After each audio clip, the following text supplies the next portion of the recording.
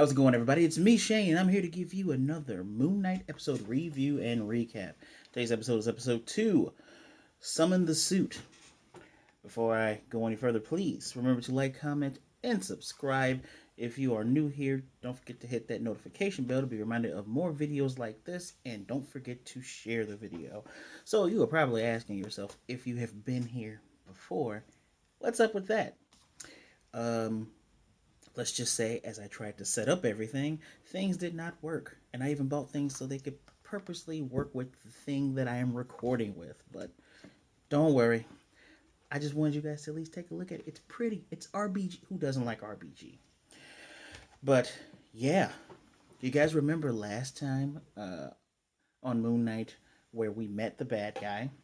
I'm trying to remember how the episode ended. Oh, the episode ended with Moon Knight beating the crap out of a jackal. And I'm going to tell you,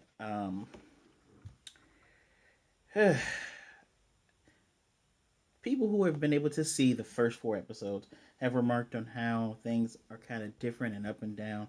I can see where they're coming from, but at the same time, I have some trepidations, especially with this episode. As always, I have spoilers, and as always, I do when it comes to things like this. I am not going to give a play-by-play. What I am going to do is just discuss a few things. Let's discuss the characters.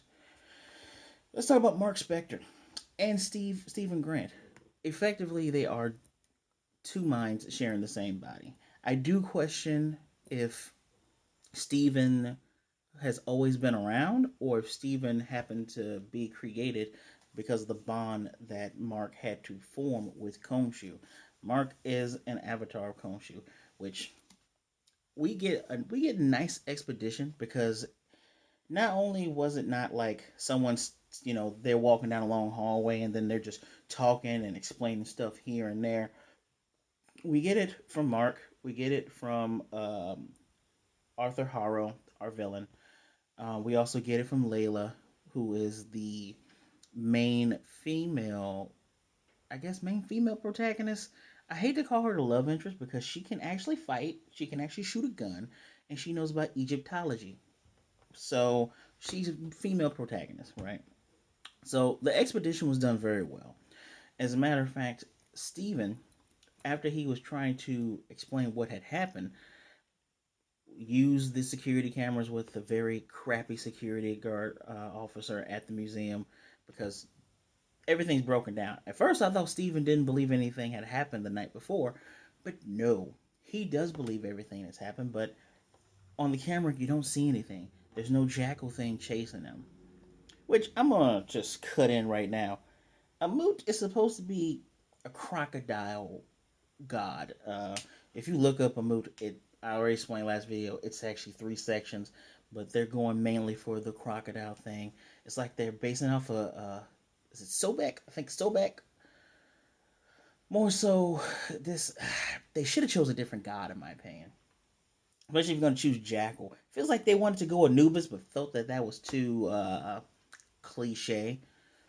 But yeah, Jackal didn't show up on the cameras, and they just show Stephen going into the bathroom, and he walks out, and he's like, "That's not me," because Oscar Isaac does a great job of his acting. The body language that he has as Mark and the body language that he has as Stephen, completely different.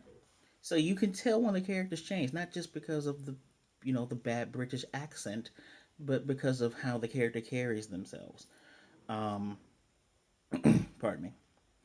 Um, Steven does some very smart detective work. Checks on where the locker is for the key, and once it gets to the last place, this young attendant, young black guy, young attendant says, "Yeah, no, I don't forget her face.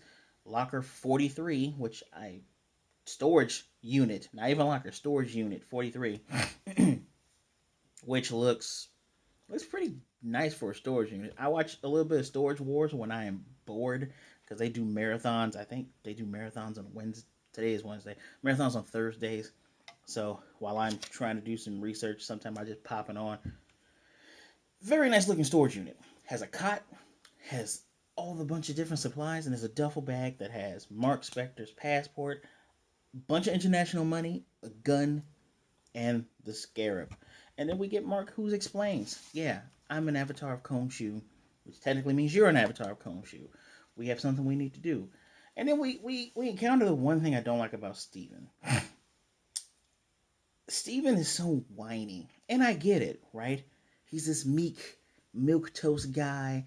He just wants a normal life. He wants to have a girlfriend. He wants to be able to enjoy himself. But he's so the whiny part, at least in this episode, the whiny part. Because first episode, I genuinely felt bad for the guy. In this episode, I more so just want to slap him and make him just shut up. Like he's complaining so much. But we do get to understand what makes Marc and Steven interesting. Marc just wants to repay his debt because Marc Khonshu brought Marc back to life. Apparently, the headlines is that Mark Spector was a mercenary that killed a bunch of people. I suspect that Mark Spector was supposed to be doing some work with his wife Layla. Yes, Layla is his wife, whom he tried to divorce, but we'll get to that in a second. He was trying to do some work. Things went wrong, and Khonshu saw what a great moral person he is. Even Arthur Harrow, who apparently is a former avatar of Khonshu, I'm gonna go on a tangent on that in a second. But and I don't really care about them changing Arthur Harrow because who cares about C&D level characters? If you change them, it's like Flag Smasher. It's if you change them and you change them from the better, good, right? But Coach even says you were just a corpse when I found you. Technically, your body belongs to me, technically. But Arthur Harrow said that Khonshu picks those who have strong moral compass. Mark Spector does because when Steven, who is dressed as Mr. Knight, dons the suit and's fighting, Mark has to say, "Hey, there's a lot of people around here. Let me take over, and I can take this fight somewhere else." And from that, I get a sense that Mark actually cares about Steven, even if he's Mark's flaw is he's an asshole, just flat out. So he thinks the best way of dealing with people and keeping people safe is to push everyone away. I suspect that's why he wanted to divorce his wife because once he found that scarab, everything's gonna change and there are gonna be people coming after you. But he doesn't know he is basically the embodiment of I don't want to say toxic masculinity, but that whole masculine trait that I gotta push you away to keep you safe. It's very cliche, very 1990s action hero esque. Pardon me. Um, Steven, on the other hand, he's just so he wants to do the right thing, and I give him credit for that. And it was if we had the same Steven from episode one, I would have just it'd have been so great because he complained and he's like, "Oh, what is all this?" And you feel bad for him, but this he's just kind of whiny. He hates. I'm trying to figure out where I begin. I'll begin with this. He has a conversation with Arthur Harrow, which he got there because he thought the police were coming to talk to him, even though the museum wasn't going to press charges. The museum a bunch of a-holes because they even want his name tag, and he thought it was the police. Obviously not the police. I saw this coming from a mile away. Everybody got the little scales tattooed on them. Obviously, Steven's showing that he's a smart guy. Maybe he's naive, possibly gullible. Don't know yet, but I don't agree with him just not figuring this out. I do like how he does not give out information though, because he seems so meek and milk toast. If he doesn't give you an answer, it feels as if he just really doesn't know. So he didn't give up Layla when it was almost that time. Which you would have figured he would have made that mistake, but he didn't. He draws the line at child murder because the whole thing with Khonshu delivers righteous justice to those who have already done bad things. Amut wants to judge everyone before. Will you do a bad thing if you? It's very Minority Report. Very Minority Report. It's semi-Egyptian. It kind of seems Egyptian in a way. Not really, because with the Egyptian mythos, with kineticism, when you get to the end of the road, your sins and everything are weighed by a feather of Ma'at. That's how that works, but whatever, we're changing it. Not a lot of people know about those things. A lot of people barely even know other gods aside from Osiris, Isis, and Anubis, right? But I digress. Amut wants to judge everyone beforehand, and they want to resummon Amut. Steven basically says, but what about a child?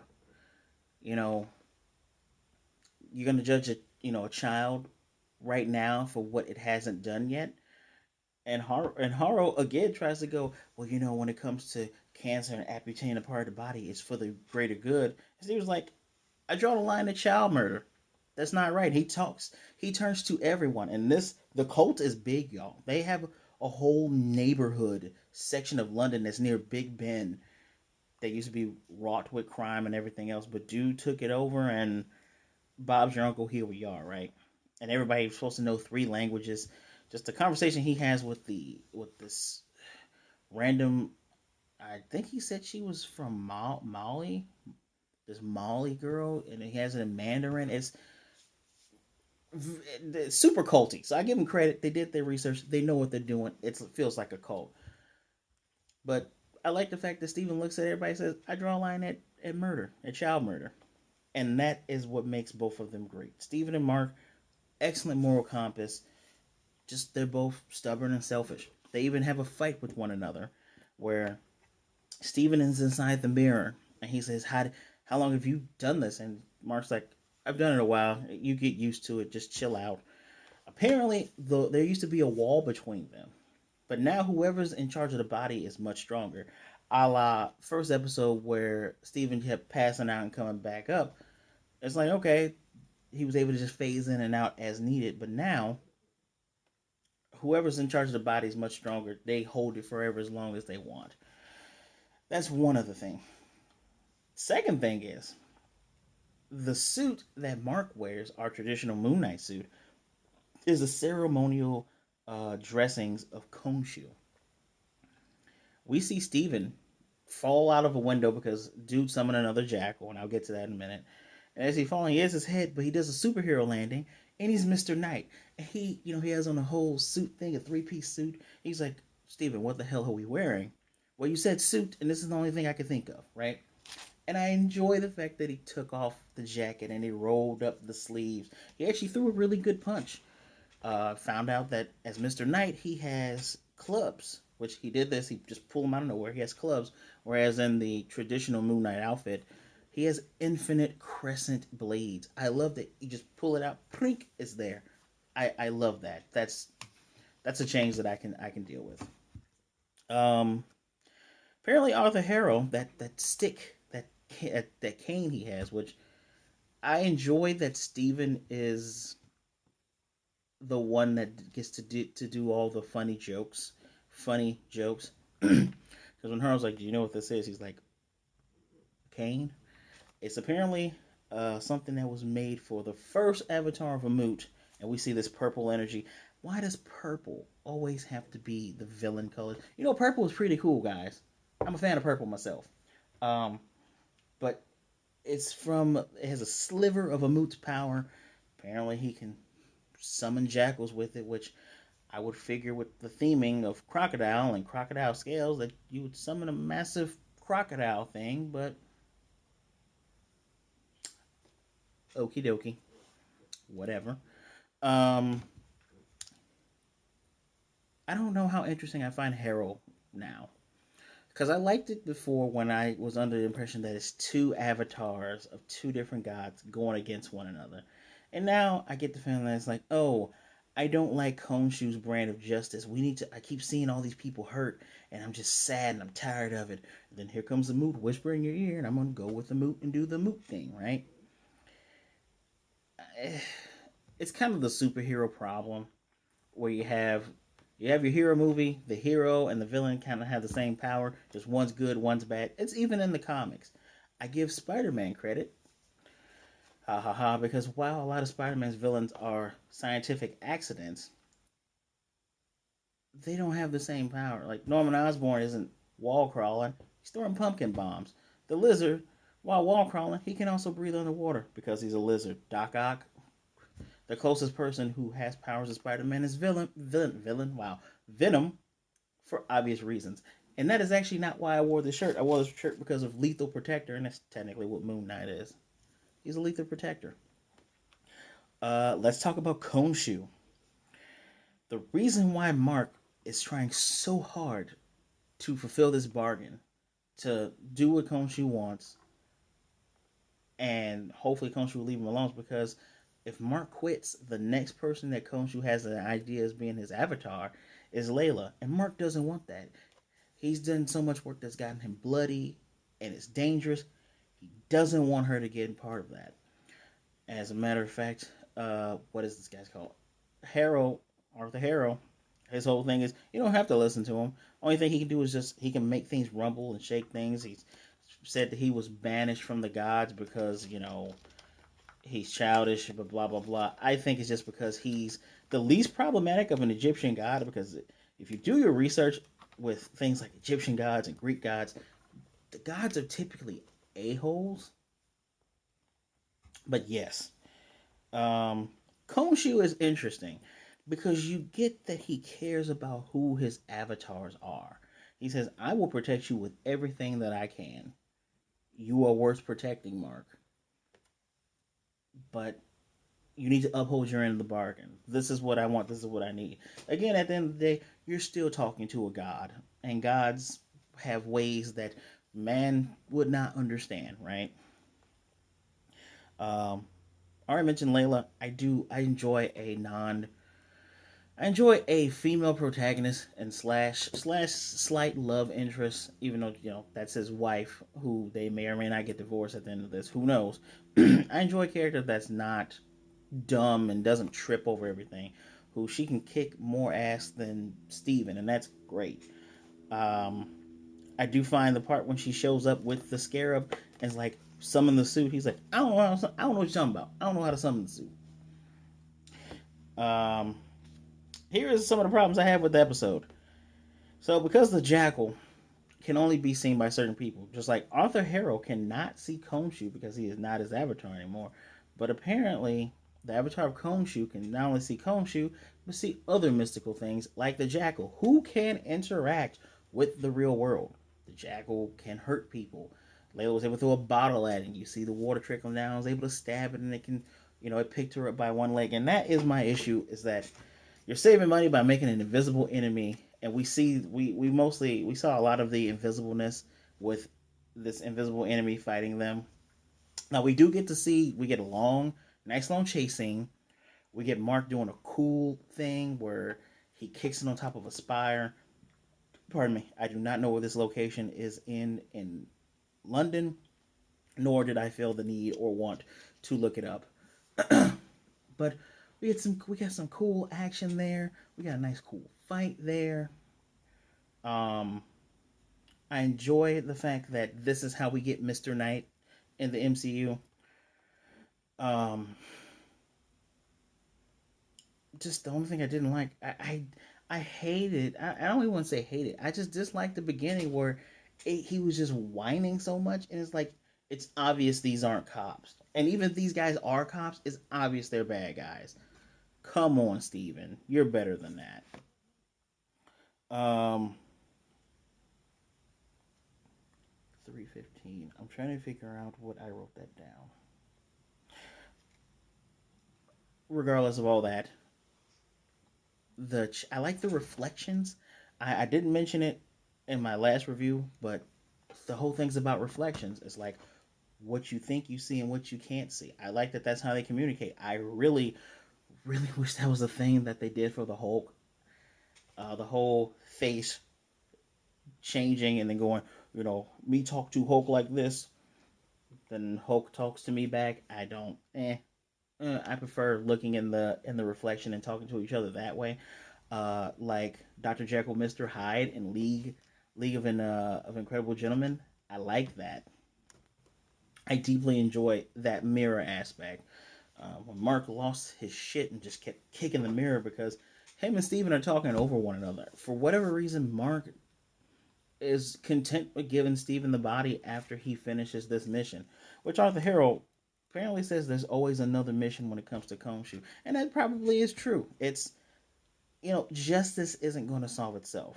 So in a way, this is still a coming of age hero story. This is like eventually Mark and Steven are both going to have to learn Khonshu's going to want somebody to do the work. Why not let it be me as opposed to letting someone else have to go through it and then they bring in their family? Mark has a strained relationship with his mother. That's what Layla told us. So it probably stands to believe that Steven was talking to Mark's mom, and she has an idea that that there is Steven and there is Mark. Well, it's kind of weird that Layla just didn't believe him, right? Like she's like, I don't believe this is just you're messing around. When it's you were able to see this guy summon a suit on him, which this is what bends with the lore. In the comics, he doesn't summon a suit; he puts suits on. That's just how it goes. But you know what? This is leaning towards the mystical. I am all for that. I'm 100% completely for that. So I'm not. That's not a strike against it. I do give the strikes for the whining, the beginning parts being so bleh, but it's fine. Not as good as the first episode, but I appreciate that we got all the expedition out of the way. So now they have to find the tomb or resting place of a moot without the scarab. The scarab fell out of the pocket. Harrow killed a homeless guy. Layla got to see that and drove away. Um, and now they're in Egypt. I think they're in Gaza. I think they're in Gaza. Is that Gaza? Is it Gaza or Giza? Great Pyramids of Giza? Giza. Giza. Yeah. I'm not looking that up right now. But yeah. They're in Egypt. So the show ended with a Egyptian rap. That's I can deal with that. That was pretty good. At least I assumed it was Egyptian rap because everybody who tries to do rap, almost sounds the same. Not saying it sounds bad, just almost sounds the same. Is there any? I didn't really see much Easter eggs. I enjoy, and I hope one day we get this for Batman. That when he has on the Mister Knight outfit and he blinks, the lights blink as well. It's Deadpool esque. I'm glad that they're doing more things with their CGI when it comes to characters' masks. I hope Spider Man doesn't ever lose that because my favorite era growing up with Spider Man is with the eyes moving. I think it was John Romita Jr. I think that's his Spider Man. I hope that Moon Knight keeps that whole eyes moving as they glow thing because that's really cool. But other than that, yeah.